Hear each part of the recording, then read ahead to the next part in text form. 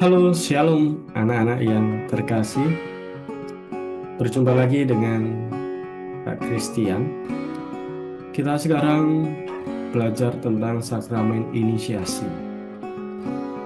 Dalam sakramen inisiasi itu ada 3 sakramen, yaitu baptis, ekaristi, dan krisma. Nah, pada pertemuan hari ini kita belajar tentang sakramen baptis.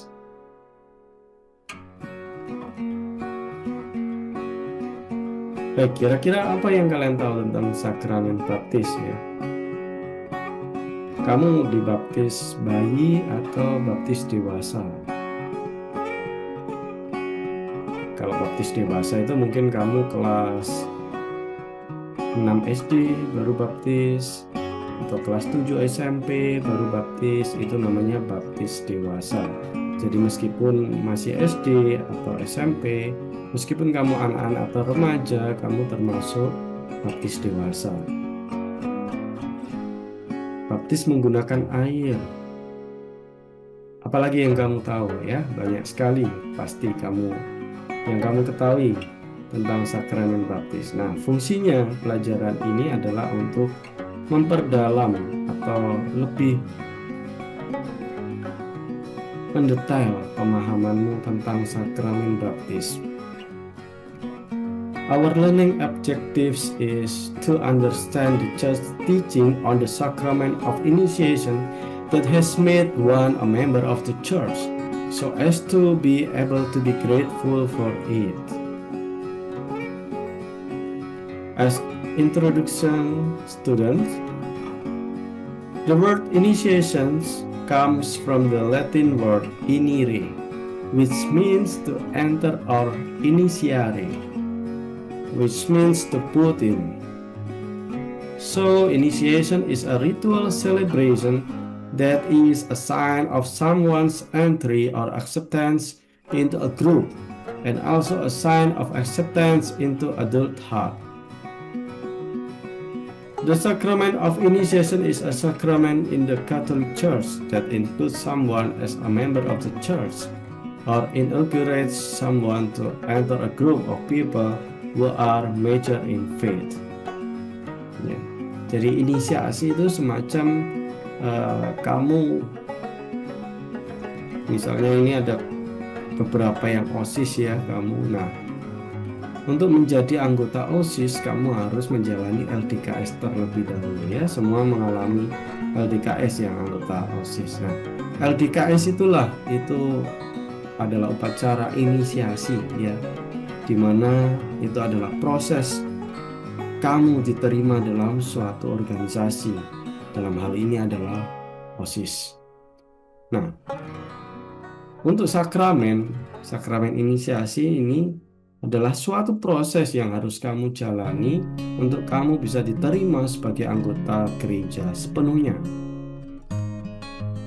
A group that is officially established and well organized to accept new members usually has requirements that must be met first. The church as a fellowship also has requirements for everyone who wants to join as a member. Faith in Jesus Christ as Savior. Sacrament of baptism, basic sacrament, gateway to other sacraments.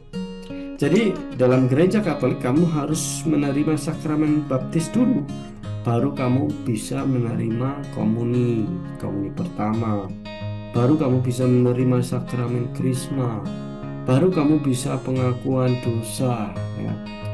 Kalau kamu belum baptis, kamu belum bisa menerima sakramen-sakramen lainnya. Itulah mengapa sakramen baptis disebut sebagai pintu masuk, gateway to other sacraments.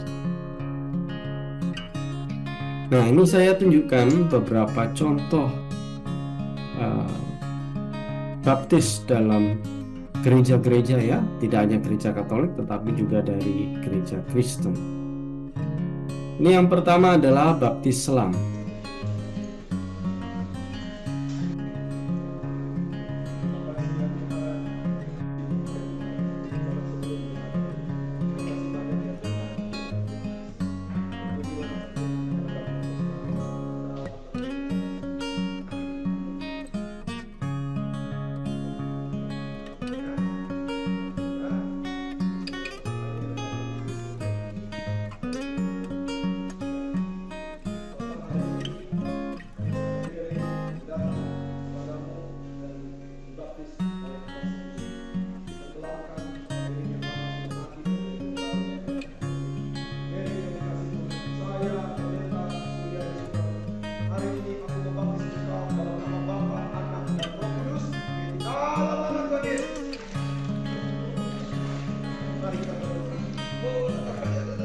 Nah, ini baptis selam ya dalam gereja Kristen.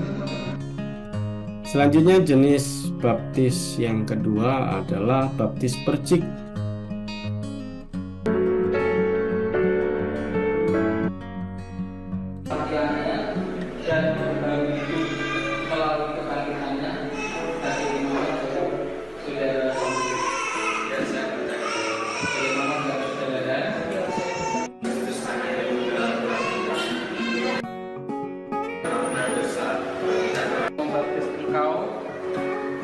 Andreas Sandro Budi Pangestu, di dalam nama Allah Bapa, Putra dan Roh Kudus. Kiranya berkat rahmat kasih anugerah Tuhan menyertai sepanjang hidupmu. Nah, ini adalah baptis percik ya. Jadi baptis dipercikkan ke atas kepala. Ini juga dalam gereja Kristen. Saya membaptis engkau, Stefanus dan Mikael Senis, di dalam nama Allah Bapa, Putra dan Roh Kudus. Kiranya. Nah, sekarang yang ketiga, ini pembaptisan dalam gereja Katolik. Membaptis engkau dalam nama Bapa dan Putra dan Roh Kudus. Amin.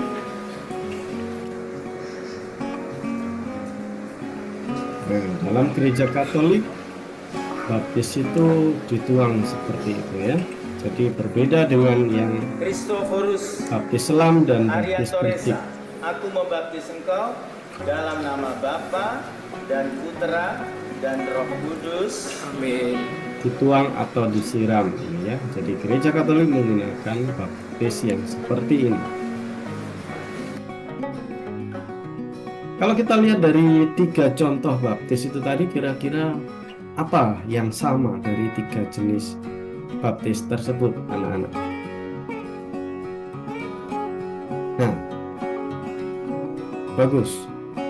Jadi dari ketiga jenis baptis tersebut, yang sama adalah yang dikatakan pendeta atau romo itu ketika membaptis, yaitu aku membaptis engkau dalam nama Bapa, Putra, dan Roh Kudus. Amin. Jadi baik gereja Kristen maupun gereja Katolik membaptis itu atas nama Allah Tritunggal, Allah Bapa, Allah Putra, dan Allah Roh Kudus. Mari selanjutnya kita baca dari e-book Tarakanita halaman 162 sampai 163.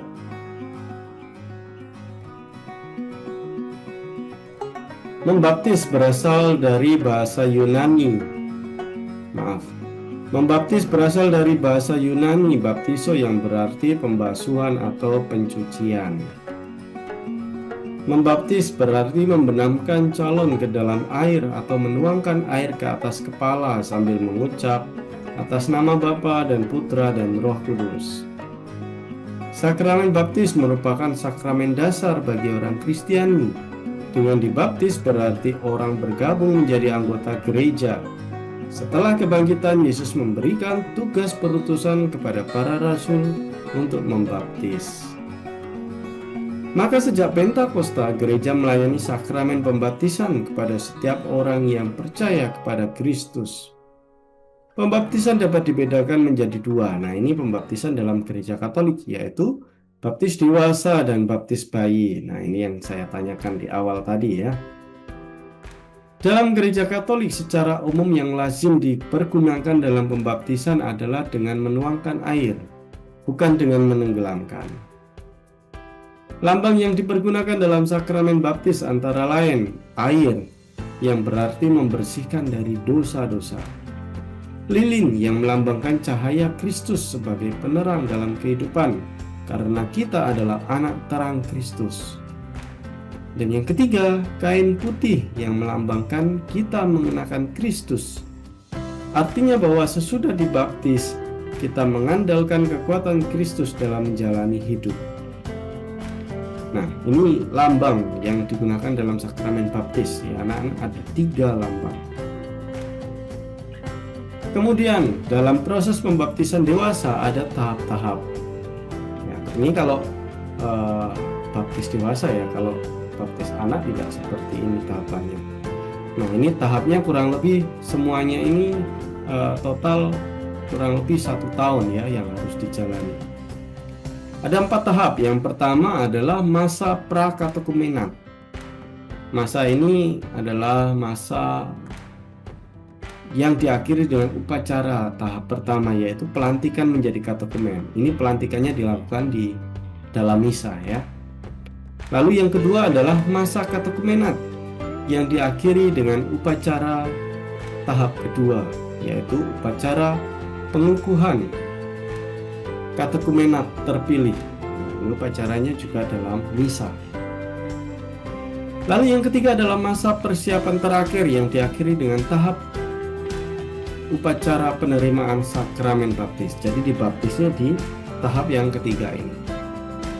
Nah, tahap yang keempat adalah masa mistagogi. Mistagogi ini setelah baptis kamu tidak dibiarkan begitu saja, tidak dilepas begitu saja, tetapi ada masa namanya mistagogi.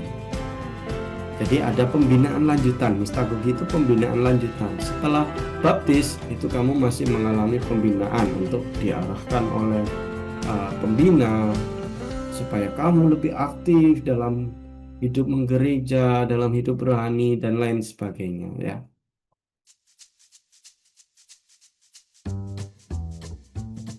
Nah, ini tugas untuk kalian anak-anak.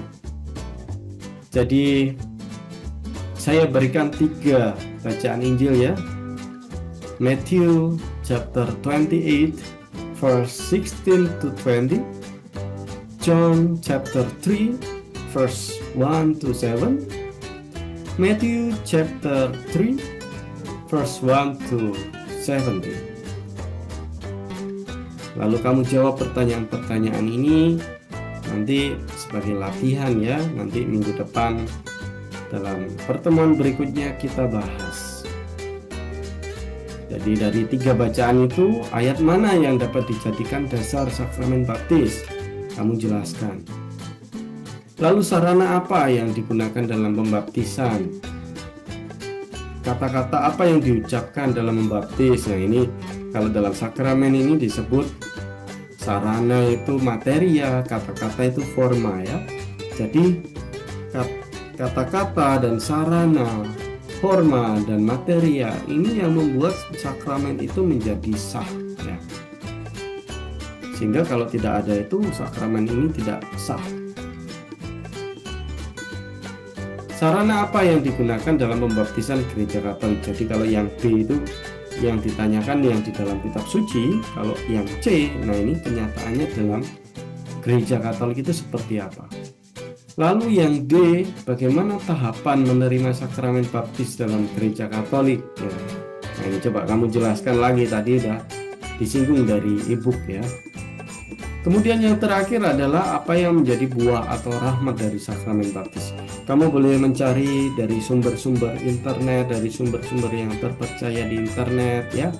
Jadi jangan asal mencari sumber, tapi kamu ambil dari sumber-sumber yang terpercaya seperti katolik.org ya, dan situs-situs Katolik atau website gereja keuskupan ya yang bisa dipercaya.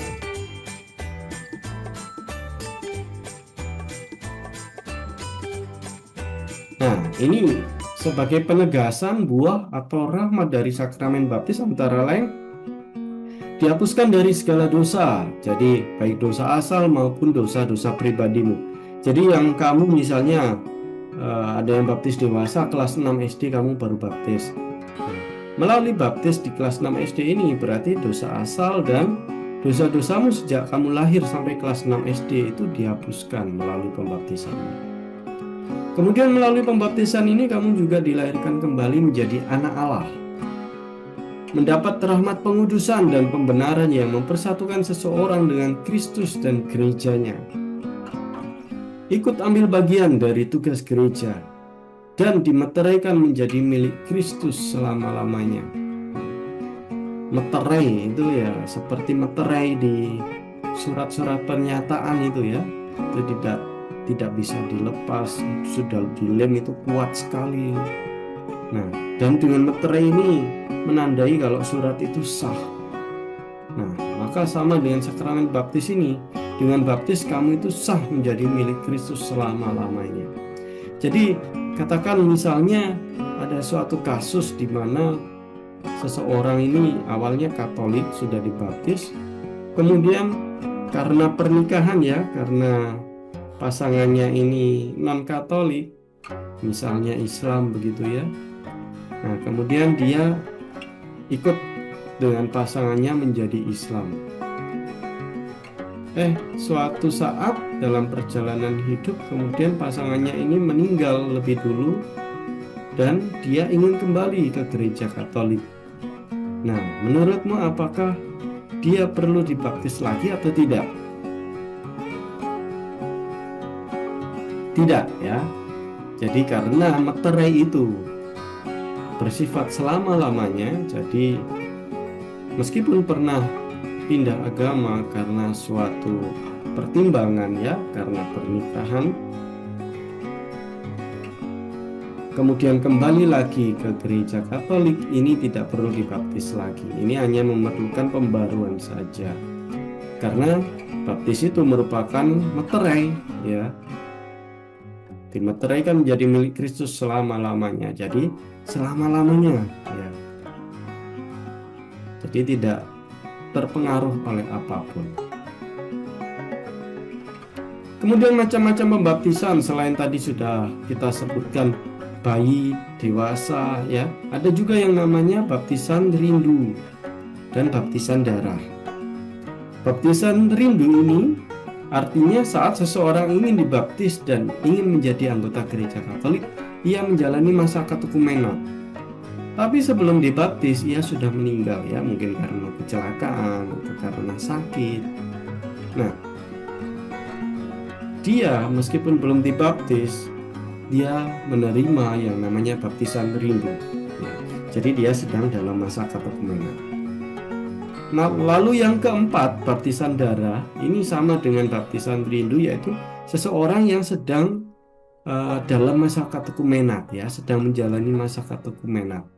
Tetapi dia meninggal karena mungkin di daerahnya itu adalah daerah konflik, sehingga dia meninggal karena dia lebih memilih membela imannya, sehingga dia dibunuh ya, daripada disuruh menyangkal imannya atau pindah ke agama lain. Dia tetap pengen membela imannya di Katolik ya, meskipun belum dibaptis, tapi dia menjalani masa katekumenat dan dia dibunuh sehingga dia meninggal.